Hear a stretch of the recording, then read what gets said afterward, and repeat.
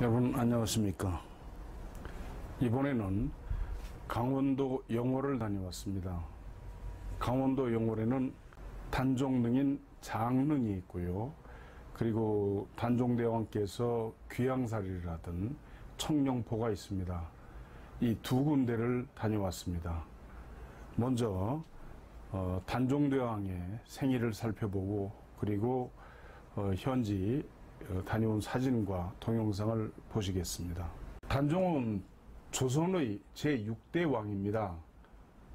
1450년 5월 18일부터 1455년 6월 10일까지 재위했습니다.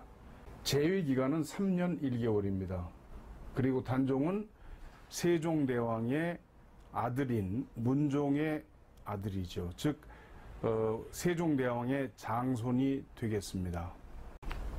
단종의 생애는 너무 짧고 얼마 되질 않습니다. 그 집 가계가 복잡하기 때문에 먼저 태종 이방원부터 살펴봐야 됩니다. 태종은 부인이 10명이었고 12남 17녀를 뒀던 그런 왕이었습니다. 원경 왕후 민씨하고 사이에서 아들 넷을 뒀는데 첫째가 양녕대군이고 둘째가 효령대군이고 셋째가 충녕대군 그리고 넷째가 성령대군이었습니다.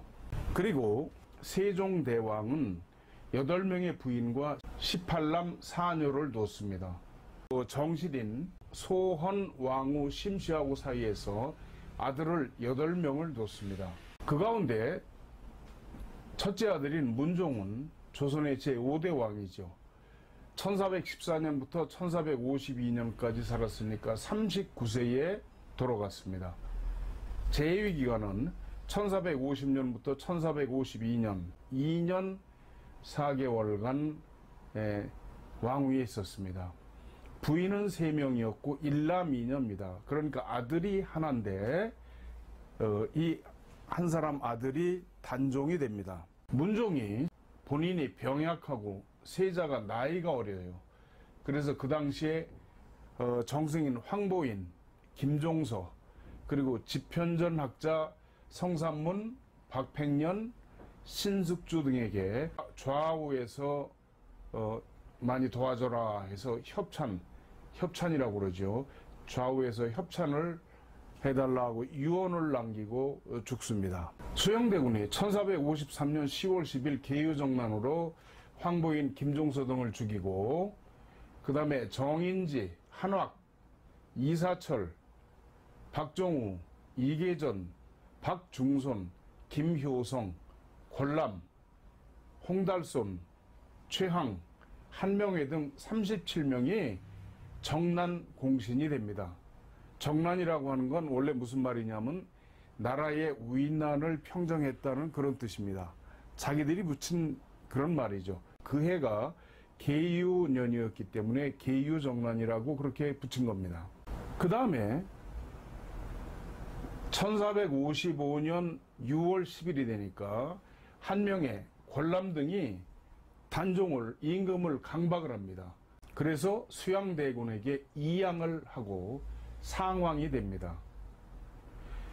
1456년 그 1년 후죠. 성삼문, 박팽년, 하의지, 이계, 유흥부, 유송원 사육신이죠. 이 사람들이 단종 복위를 도모하다가 실패하고 모두 사형에 처해집니다. 그러자 1457년 상왕에서 노산군으로 강봉이 됩니다. 왕에서 군이 된 거죠. 그리고 강원도 영월로 유배를 보내죠. 이때 따라갔던 도사가 왕방현이었습니다. 그래서 그 왕방현 씨 중에 천만리 머나먼 곳에 고운님 여유였고 물가에 홀로 앉아 뭐 하는 그런 시가 있죠. 그게 그때 돌아오면서 읊은 시라고 합니다. 그 다음에 금성대군이 경상도 순흥은 지금 경북 영주입니다. 순흥에서 단종 복위를 도모하다가 발각되어서 사사됩니다. 죽임을 당해요. 그러자 노산군에서 아예 서인으로 강등을 시킵니다. 그리고 끊임없이 압박을 가한 결과 영월 청룡포에서 단종은 목매서 자살했다고 그렇게 사서에 기록이 되어 있습니다. 왕조실록에는 그렇게 되어 있습니다. 이곳이 영월 청룡포에 있는 단종대왕이 귀환가 있던 처소입니다. 여기 보면 양쪽으로 이렇게 서재가 있고 방이 3개가 있는 그런 건물이죠. 다시 세종대왕의 아들들인데 큰아들이 문종, 둘째가 수양대군으로 왕이 됐고 셋째가 안평대군인데 단종을 복위하다가 사형에 처해집니다. 넷째 임영대군은 세조를 지지했어요. 그리고 다섯째 광평대군은 요절을 했고요. 금성대군도 단종을 복위를 시도하다가 사형에 처해집니다. 일곱째 평원대군은 요절을 했고 여덟 번째 영흥대군은 세조를 지지해서 호의호식을 했죠. 그런데 왕조실록을 살펴보면 세종대왕의 형인 양녕대군, 그리고 효령대군, 그리고 신숙주, 정창손, 정인지, 한명회 등이 금성대군과 노산군, 즉 단종을 사사토록 요청을 합니다. 이게 한두 번이 아니에요. 네, 죽여야 된다는 거죠. 양녕대군이나 효령대군은 세종의 손자니까 어떻게 되겠습니까? 자기 동생의 손자죠. 조카한테 조카의 아들, 즉 동생의 손자를 죽이라고 끊임없이 요청을 하고, 정인지 같은 사람도 영의정이 돼서 끊임없이 사사해야 된다고 요청을 합니다. 그때 나이들이 양녕대군은 64세였고 효령대군은 62세, 정인지도 62세였습니다. 이 사람들이 그 1년 전부터 단종이 16세였을 때부터 죽여 없애야 된다고 아주 여러 번씩 주장을 했던 그런 사람들이죠. 이 가운데 정인지는 태종 때 쓰이기 시작합니다. 그리고 세종이 신임을 해서 예조, 이조의 정랑을 지내고 집현전, 직제학, 부제학, 형조판서, 이조판서, 공조판서를 지냈습니다. 그리고 세종의 아들인 문종 2년에 병조판서를 지내고 단종 1년에는 계우정난으로 해서 좌의정까지 오릅니다. 그런 사람이 자기가 모셨던 왕을 죽여야 된다고 끊임없이 요구를 합니다. 이 정인지라는 사람은 아주 오래 살았어요. 태종 때부터 성종까지 호의호식을 했습니다. 예종 원년인 1468년에 여러분 아시죠? 남이장군, 백두산석, 마도진, 두만강수, 음마문, 남아이신 미평국이면 후세 수칭 대장부. 백두산의 바위는 칼을 갈아서 없애고 두만강의 물은 말을 먹여서 말린다.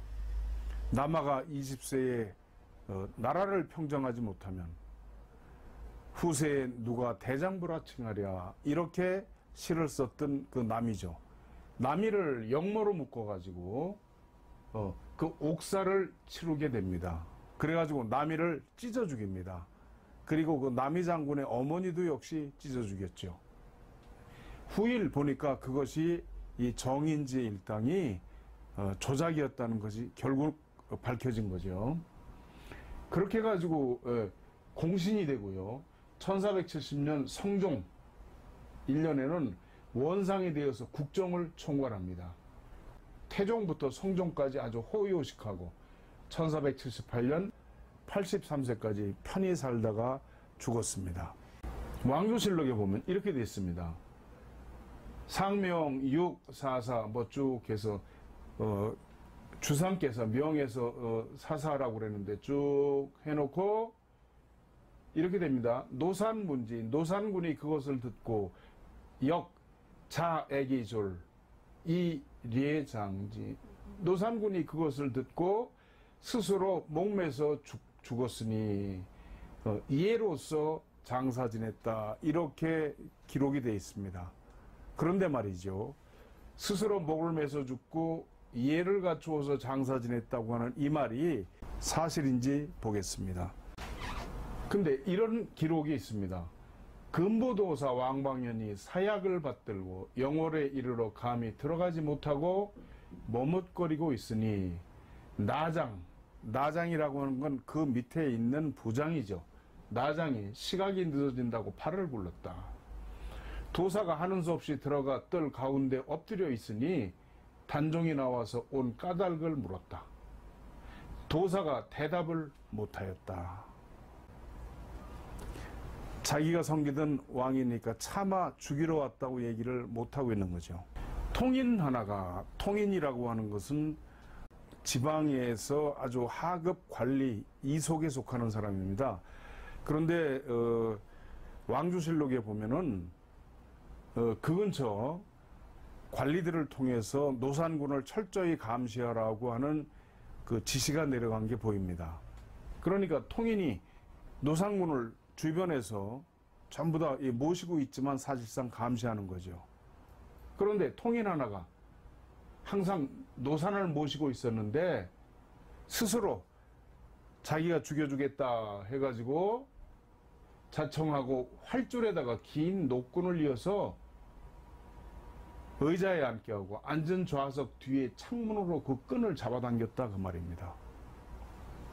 그때 단종의 나이가 17세였다. 9구멍에서 피가 흘러 즉사하였다. 시녀와 시종들이 다투어 거울 동강에 몸을 던져 죽어서 둥둥 뜬 시체가 강에 가득하였고 노산이 해를 입자 명하여 강물에 던졌는데 아까 뭐라고 그랬습니까? 예를 갖추어 장사 지냈다 그랬죠? 근데 천만의 말씀 강물에 던졌어요. 옥체가 둥둥 떠서 빙빙 돌아다니다가 다시 돌아오곤 하는데 개날프고 고운 열 손가락이 수면에 떠 있었다. 아성잡설 그리고 축수록에 있는 내용입니다. 그 다음에 영남야언과 병자록에 이런 말이 있습니다. 호장 어몽도가 통곡하면서 관을 갖추어 이튿날 아전과 백성들을 거느리고 군 북쪽 오리되는 동울지에 무덤을 만들어서 장사 지냈다 한다. 그러니까 어몽도라는 호장이 그 다음날 시신을 거두어서 안매장한 것을 알 수가 있습니다. 그 어몽도를 기리는 정여각입니다. 어몽도 정여각. 이 비각은 어몽도의 충절을 후세에 알리기 위해 영조 2년에 세운 것이다. 충신 어몽도가 영월 호장으로 있을 때 단종이 노산군으로 강복 유배되어 관풍현에서 1457년 12월 24일 조정에서 내려진 사약을 받고 승하하여 그 옥체가 강물에 버려지자 단종의 시신을 거두는 자는 삼족을 멸한다는 어명에도 불구하고 가족과 함께 단종의 시신을 암장하여 충신으로 추앙받고 있다. 네. 이렇게 어몽도 정여각 앞에 기록이 있습니다. 그리고 낙촌비각이라고 해서 이 비각은 박충원의 충신됨을 후세에 널리 알리기 위해 1973년에 세운 것이에요. 네, 충신 박충원은 중종 26년 문과에 급제하고 사후에 문경공이란 시호를 받았습니다. 중종 11년 노산묘를 찾으라는 어명에 의해 찾아 취재하였으나 그 후 방치되었던 묘를 중종 36년 영월군수로 부임한 박충원의 현몽에 의해 봉축하고 전무를 갖추고 제문을 지어 취재하였다 이렇게 되어 있습니다. 그런데 말이죠. 세조는 정작 자기 아들에 대해서는 어떤 생각을 가졌었을까요? 세조 3년 7월 27일 무자일에 보면 세자 미령 세자가 편치가 하느니 소 영의정 정인지 우의정 강맹경 좌찬성 신숙주 병조판서 홍달손 지중추원사 양정 급 승지 의약 세자가 편치한 자 영의정 정인지와 우의정 강맹경 좌찬성 신숙주 익숙한 이름들이죠. 병조판서 홍달손 지중추원사 양정과 승지들을 모두 모아놓고 의약 약에 대해서 의논을 합니다. 자기 아들에 관해서는요. 그리고 7월 28일 기축일에 보면 이 세자 병취 성 21인 경외로하. 세자가 병이 있자 승려 21인을 모아서 경외로하라에서 설 공작제를 열었어요. 공작제라고 하는 것은 불교 의식으로 완전히 구병 의식이죠. 경야 작법, 밤을 새워서 설법을 하고 명의정부 당상 6조 판서 이상급 성지 입제소 기도. 명을 해서 의정부 당상과 6조 판서 이상 그리고 성지들은 모두 들어가서 기도하기까지 합니다. 8월 2일 계사일에는